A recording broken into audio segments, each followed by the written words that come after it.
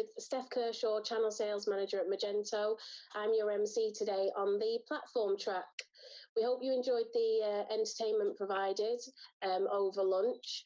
We now have with us Vikrant Shukla, who is Business Solution Architect at Adobe, aka the Super Madman, which you'll find out more about later. He's here to take us through the art of requirement gathering. We will have time for questions at the end of his presentation. So if you'd like to submit your questions in the chat box during the presentation, we will be able to cover those with Vikrant at the end. Over to you, Vikrant. Hi, good afternoon, everyone. I hope you had your lunch, and I think that was a very entertaining session, and I think you all are refreshed. I don't know why, but in all the Magento meetups that I have been, I always get a slot after lunch. Maybe that's a coincidence or something, but yeah. So today I'm going to be taking you to with my experience over the period of time, long period with Magento, about the art of requirement gathering. So before we begin, I'll just give a brief introduction about myself. So my name is Vikrant, as you heard from Steph. I currently work as a business solution architect in Adobe in Magento Professional Services, and one of my colleague was the earlier speaker, Ray Bogman. And I have been working with Magento since its beta version back in 2007. So that's when I started my journey with Magento. I have been a global speaker at a couple of Magento events, and I'm a keen learner and an e-commerce evangelist. I also help and manage different Magento meetups in India. Apart from this, on the personal front, I am a proud father of one human baby, that's mine, and 4 furry babies. So I have 4 dogs. Yeah, trust me, it's very hard to manage them, but yeah, I have them. And you can reach me out on these social handles. So I'm quite active on LinkedIn, and I really want to call it out. All the things that you're going to see here is my learning over the period of time in last 12 plus years with Magento. And this is what I wanted to share. This does not represent the process or the message from my owner or the employers that I work for. So with this, what are we going to cover in today's session? So today's session, what I have actually broadly classified is that we're going to be talking about, we're going to be understanding the requirements. What actually is a requirement? And then we're going to be understanding about what does it mean to, what is a customer? Who is a customer? We're going to try to understand how to create a customer persona. And then the fourth point is an interesting point, which is emotion cells. So we are going to see that how we can make an emotion cell, how brands are using the emotions to sell their products. Then we are going to talk about why and how, right? So the requirement gathering, why there are 2 aspects to it. Mostly what I have seen over the period of time is that people start talking about how rather than why as soon as they get any requirement, and what is the drawback of doing that. I'm going to be pointing about that, and then after that we are going to be talking about the key takeaways from this presentation. So what actually is a requirement, right? What is a requirement for any e-commerce business? And whatever I'm going to be talking about is more from an e-commerce standpoint. There are 2 user personas that I want to bring out here. One is the merchant and the other one is the SIs, or the development partner. So I'm going to be talking as a development partner who is working with an SI and trying to understand their requirement. So when we talk about any e-commerce system, so this is the high-level architecture diagram of any e-commerce system that you see. That is why I have put it as B2X, wherein X can be B2B, B2C, B2B2C, or any other system. So what does it look like? So there is a corporate website, a front end, which is mostly controlled by CMS pages and mostly data-oriented. Content oriented, right? Then there is a shop feature which could be B2B, B2C, B2E, right? Then we are now talking about P2P, and we have already heard about how COVID have impacted or enhanced the e-commerce industry in all the earlier presentations that were there. Then comes the application layer, then comes the service layer, right? And then comes the back-end systems, right? So these are basically the high-level components which makes an e-commerce system. And then these are hosted either on the cloud hosting or on AWS, Azure, or a Magento Commerce Cloud, right? So the reason for bringing this slide was to give you a perspective that these are the high-level components that actually excite in any e-commerce portal that you are working with. Now, what are requirements? We need to understand the requirements. So basically, a requirement classification can be on a business level, it can be at a high level, then it goes on to a user requirement, then to a system requirement. And what are the different type of requirements that we try to capture? So project objective, business requirements, design requirements, functional requirement, NFRs, non-functional requirements, integration requirement, and content requirements, right? So broadly, we classify our requirements into these 7 categories. So project requirements is the why. You need to, everyone needs to understand or emphasize on why more than how. Sometimes it's very common as a solution guy, what we do is that as soon as we are given with a problem that a business is trying to solve, we start to put our logical brain and come up with how to do it. Well, my experience and learning is that how comes secondary, why is the first. You need to answer why. Once you start answering why, how becomes easy. Business requirement, it's part of why.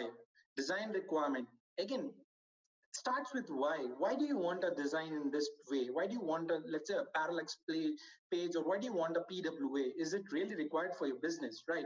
Or are you being carried forward by the catchy words or something that the market is saying for your business, right? So that's a very important thing to understand, the why. Now, I would talk about customer. Who is the customer? So for a business, we need to understand who their customer is. Again, coming from the point, assume you are a business solution guy who is working with a vendor, and now you need to propose a solution for the vendor. So for a business, you need to understand who their customer is.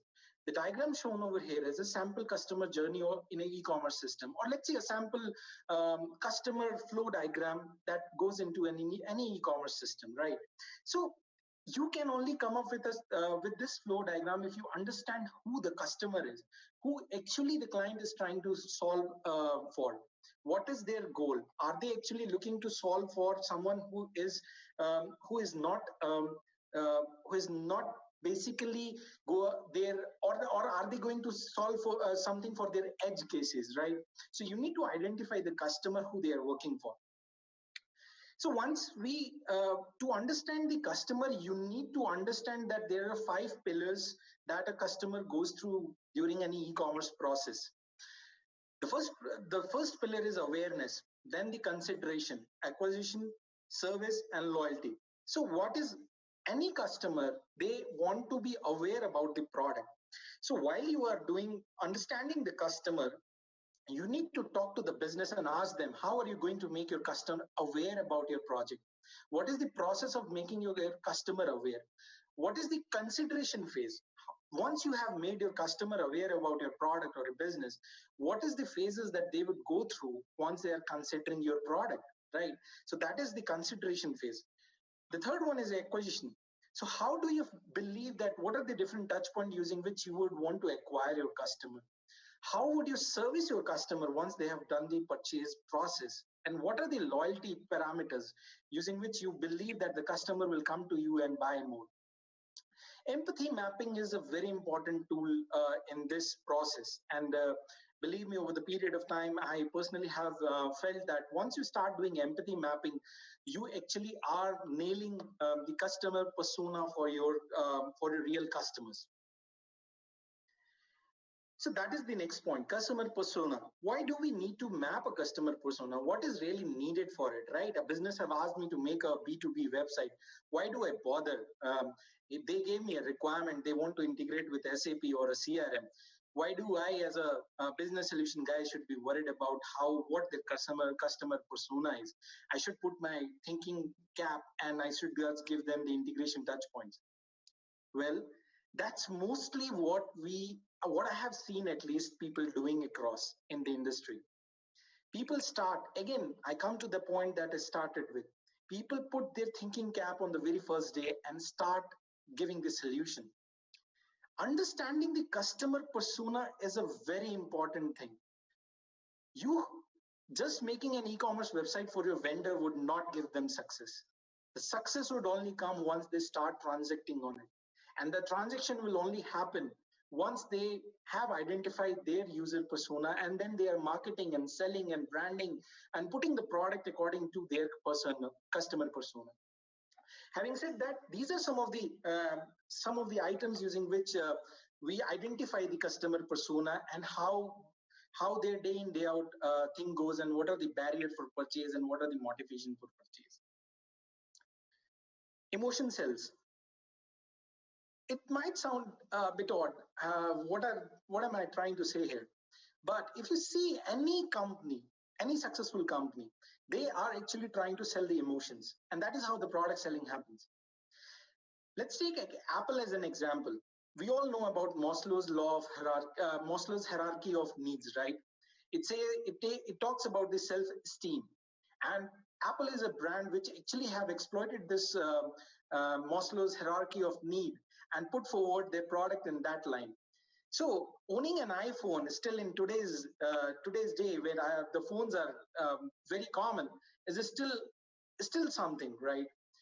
Recently, I saw that Apple actually released around $1,500 for just a monitor stand for a $1,500, and that's owning that is kind of a prestige thing, right? So that fulfills your Maslow law of hierarchy. So I'll give you another example. Most of us see a super bike, and then we see the television ad with the person riding it at 180 or 200 miles per hour, and we are very excited and we want to buy the same bike. It's not the bike that we are buying, it's the emotion that we are buying. But we seldom get to ride it at 200 miles per hour, right? So that's how the company works. I'll rush through my slides. Maybe I am lagging back. So emotional branding, Aristotle came up with these terms, the ethos, logos, and pathos, right? I think I will give this as a takeaway for you guys. You should go and see about these emotional branding techniques. And while you are doing the business requirement for your customer, even though the customer may not look at these points, you should always take the ownership of the requirement and give him the idea about these points. Now coming to why and how. So why, as I explained, why was the major part. Why do the customer wants to do it? Now coming to the how part. How do we gather the requirements? So as I said, the requirement gathering phase could be divided into, not divided, can be done via these two methods, solicitation and elicitations. So in solicitations, basically we ask the customer about their requirements, their needs, the risk that they foresee, the dependency that they foresee, assumptions and opportunities, which are actually coming from the customer's side, right? They believe that, okay, these are some points which we know. Elicitation is a method wherein you actually go and start digging the requirements which the customer might not be aware about. So there are different processes of doing it, which is interview, brainstorming, observation, experimentation, workshop, and opportunities. So you need to, these are some of the methods using which you can go and do the elicitation method. I'll be talking more about the elicitation because mostly what we have done is, and I see mostly in the industry practice, people do a solicitation a lot. Now I'll be talking about elicitation and analysis. Analysis is a bypart of elicitation. When you do an elicitation, analysis is a bypart of it. So there are six verticals. There are six verticals for elicitation process: process model, content diagram, user story and mapping, decision table, data flow diagram, and sequence and stage diagram. So I'll be talking about all of these. So what is context diagram? Context diagram is putting the requirements or the major players into this kind of a diagram wherein you are using arrows and different areas of an e-commerce solution, and then you're trying to put some context to it. It has to be a very high level. Do not connect the user roles to each other or the rectangle entries, right? So basically what I'm trying to say here is You do not need to create all the links over here. This is just a very high level context to understand what the customer is really trying to do. And do not make it a technical architecture diagram. This is just the context diagram. User stories, we all know user stories, right? User stories is who, what, and why, which means in terms of the who, what role is needing what goal, and what is the benefit. So in the diagram that you see, the top row is basically the pillars. So the white columns are the pillars. So there are 7 pillars. So the title is the main pillar, and then you can actually you can put specific stories under these pillars. And this is how you create a user story for a e-commerce journey. So this one is an example of how a browse to item, add to cart, select a product, checkout, payment detail, and confirm order, what a user story would look like. Again, user stories should be very smart. They should be measurable. They should be time bound. They should be revertible, right? You can actually understand them, and you can actually keep them time bounded, right? And these are basically placeholders for future conversation. Don't start mapping the user story with the technical diagram on the day one, right? These are just the placeholders to understand what a role will do, and what the goal they will achieve, and what would be the benefit of doing that activity by that role. Oops. Yeah, sorry. Decision tables. So decision tables are very important. These tables basically help you improvise and uh, get the confirmation from the customer, as in what activity would result in what outcome. So these are basically based on the user stories that you have defined. And once this is clear, this actually helps the development team both in terms of development and UAT and SIT, right? So decision, as you can see this one, there can be different shipping costs, right? So you can say that, okay, preferred customer over $50, standard, this is the amount. So this way you are making the life of your customer development team very easy, your customer very easy, by making decision tables, so that they can easily go and fill and understand what they need to deliver. Data flow diagram, we all know about it, right? How the data is going to flow, right? We create, these are most of the DFD is mostly a diagramical representation wherein you use arrows and all those content flow blocks. So this basically helps you understand how the data will pass from one system to different system, and who would be the anchor, who would be the receiver, and what would be the output of it. So this is basically visual representation for the process that is going to be happening. These are something very important. State and sequence diagram. So state and sequence diagram basically illustrate that what state the object would be and what would be the sequence of each stage. So as I am taking you through this one, this is basically about a shipping journey, right? What if an item is in cart and the customer goes to the checkout or the confirmation and cancels? What would be the state? What state would deliver what thing to the project, and how that thing will impact the overall project performance? Again, creating these diagrams basically help you get the confirmation from your customer very easily. And a picture speaks more than 1,000 words, right? We have always heard that. So these diagrams and these tables are basically very important to ensure that you are freezing the requirement very properly. Sequence diagram. This is one of the sequence diagram. It's again a tabular. You can actually create it in 2 ways. The one that I showed earlier, and this is the other one that you can make up. So basically this helps understand various messages flow between people and systems. So let's say it's basically the communicating way between the customer, the vendor's customer, and the business orientation or the system that is there. So this is the other way that you can create a sequence diagram. So customer, user interface, and system. So how are each going to be interacting with each other is what the sequence diagram is going to speak about.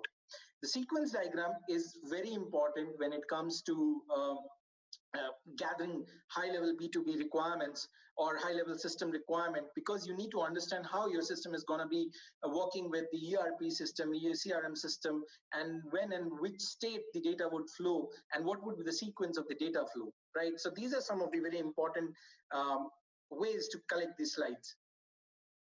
I think I rushed, right? So now we come to the takeaways. Yes, I'm going to spend a few more minutes over this slide. So according to me, these are the takeaways from my presentation. Trust me, there is no silly question while doing requirement gathering. If you are not sure that, hey, the customer might feel that I don't know something if I ask it, maybe what you can do is you can paraphrase it. So you can use something like this. Okay, taking John as a hypothetical customer, you can always say, hey, John, okay, so I understand and I want you to validate my understanding and then use your requirement. So that way, if if you are very much sure about something and if you still need a validation, you are just paraphrasing it. And the customer would always say, yeah, you are right. So don't shy away from asking any silly question while you're doing requirement gathering, because there is nothing called silly question. The second very most important point, which I have embedded in my journey and I actually believe should be in everyone's, the psychological ownership of project is on you, not on your client. So mostly what we do is, or what I have seen in the industry is that people say, hey, you gave me this requirement, you should have made it clear about it. And I just did what you asked me to do. But we need to understand the ownership of the requirement is not on the customer. The ownership of the requirement and validating the requirement is on you. And that is where you need to focus about it. And that not only goes to the requirement, that also goes to the delivery. The third one, don't over engineer. I have seen this happening a lot. Magento is a very powerful solution. If you just follow Magento, I think you can do wonders out of it. Just don't over engineer. Keep it simple. Again, coming to the first point, they use a silly method called ask. Trust me, it works. It has always worked for me. And I think that's what you need to do. We know customer is the king, and requirements are important to be a worthy knight. So if you want to be the shining armor in the client's project, you need to understand this and you need to validate the requirement. Sell emotions, sell values, sell stories, and sell emotions. So when I say you need to make sure that you're not selling emotion to get undue advantage for the customer. What you are doing is you're actually validating and you're empathizing with them and you're putting yourself in their shoes. Again, the final word, ensure to define assumptions in scope, outscopes, dependency, and definition of done clearly. I'll just come to the last point, the definition of done. The definition of done is very important. It has to be defined and clarified on the very first day. I think these were the key takeaways from which I wanted to present. And I just want to reiterate before I go to the final slide. I would say that the psychological ownership of a project and its requirement is on you, not on your customer. With that, I thank you for hearing me out. Thank you. I'm accessible on these, I'm reachable on these URLs, and I'm open for any questions now. Thanks so much, Vikrant. Great presentation. Loads of great feedback on the chat. So yes, I have questions for you. So let's get started. A question: what tools, software, or software do you recommend to manage the requirement gathering process as a whole for creating the diagrams and the maps and the flows? So there are different tools and processes. All of them depends on the clients and the customer or the company that you're working in. Maybe Lucidchart is one of them to map all these requirements. The other one can be Balsamiq, which is very popular in the industry. In terms of Jira is a very good tool to map all of these case study use cases and everything and get validation and work in a more agile method. So totally depend on what kind of setup you are in.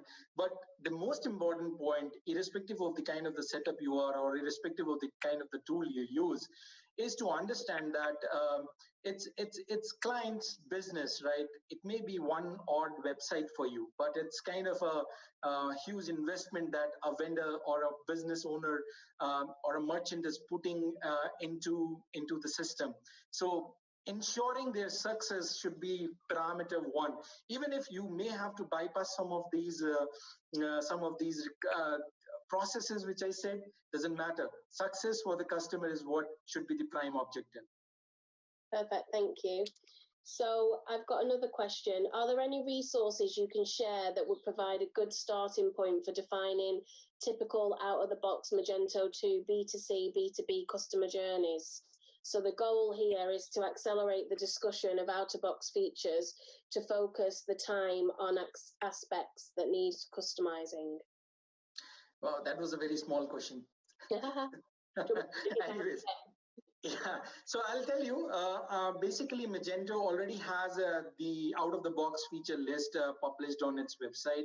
It has both, it's both for 2.3.5, B2, I think it's for B2B as of now, not for B, and it does also include for B2C. So that can be the out-of-the-box feature which you can identify and which you can, while you are doing the requirement or let's say converting your business requirement into technological requirement, you can always review those and be sure that you don't over-engineer over there. Again, I'll just try to highlight it again.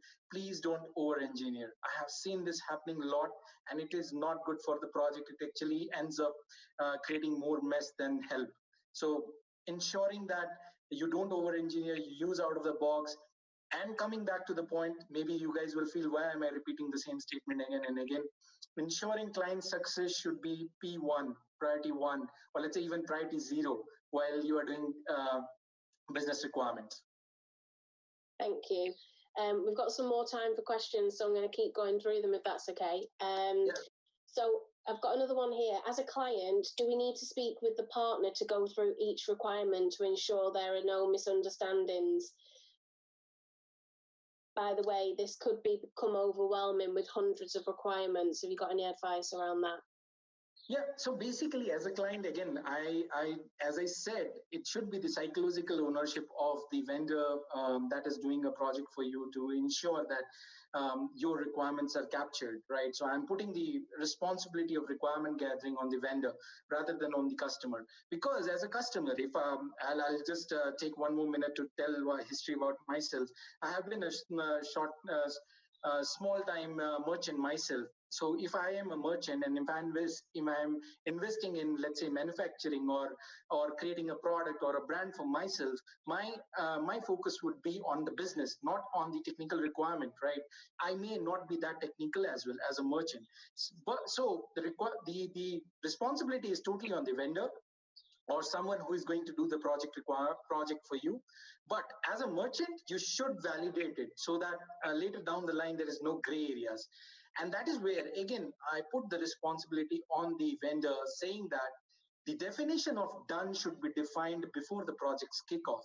And that it's very hard to do that, not an easy from either side, because as a merchant, I may need to change some of the requirements down the line.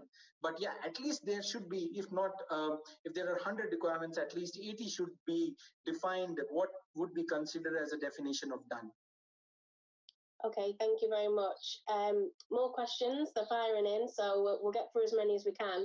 What are the best ways to educate clients on these required gathering methods? You don't need to educate them for requirement gathering methods. So that is what I'm saying. The responsibility or the psychological ownership is on you. It's basically us who have to go and create the requirement in these ways, which is very easy for the merchant to understand. Again, let's take the example again. A merchant who is a manufacturing unit. Let's say COVID, right? We all heard people are seeing Black Friday day sales every day, and I am speaking with such merchants almost daily.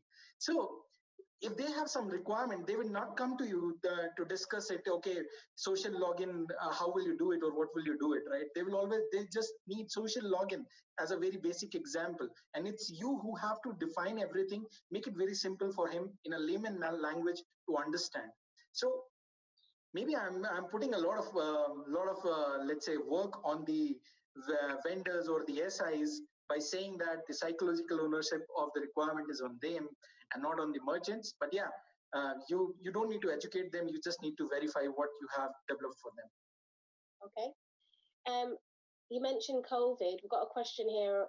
During the COVID period, what changes have you found with the requirement gathering, moving away from face-to-face meetings? Have you seen any? Absolutely, a lot of them now. Any call that starts with with any customer, first 2 or 3 minutes only goes in this: Am I audible? Are you seeing me? Is everyone in the room now? So these are the three statements that we all of us hear in any call that we do now, right? So, or maybe the other one. Okay, oops, I was speaking on mute, right? So the on the funny side, these are some of the changes that has happened. Yes, the requirement gathering process has slowed down a bit, I would say that, during the COVID process. Sitting in a room doing the whiteboards together was much easier. But these are new normals. This is how the world is going to evolve. And I think we already are shaping ourselves according to this. Okay, thank you. We've got a few more minutes and there is some more questions, if that's okay, Vikrant. Very popular today. Absolutely. The next question: what would happen, or what would be the best process if requirements change midway through a project? They've experienced this many times with clients.